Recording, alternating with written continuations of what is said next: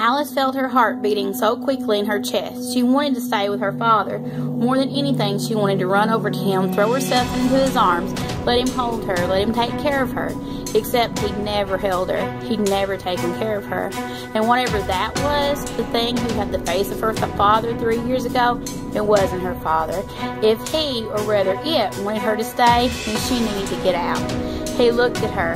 Alice, don't think about it. Don't make the wrong decision.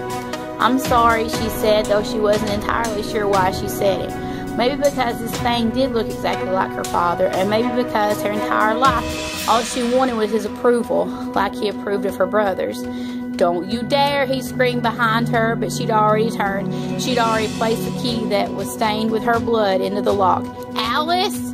But Alice wasn't there anymore. Alice sat up in her bed, sweat pouring down her forehead. It had been a dream, all a dream. Everything was all right. She wiped the wetness from her eyes, willing them to focus on the room.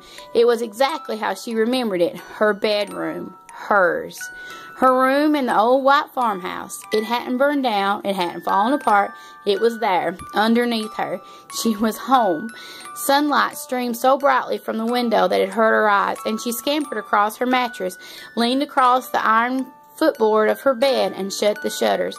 There. Much better. Her little desk sat directly across from the bed. Piles of pages littered the top. The trash can next to it overflowed. To the right of the desk, under the window, sat her bookshelf with every book she loved, or it used to before Daddy got mad and took all of them away. She read too much. She spent too much time in the words and not chores.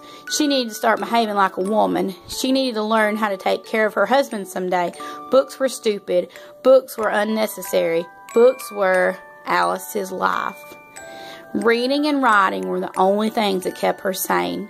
Alice stretched and placed her bare feet on the hardwood floor. Instead of the coldness which she expected, it was hot. She scooted back quickly and pulled her knees to her chest. Something was wrong. It wasn't right. It looked like her room, felt like her room, but was it really her room? The piles of papers. Did she remember putting them there? Did she remember writing them? No, she didn't. Curious, she scooted on her knees over to the footboard and peered over.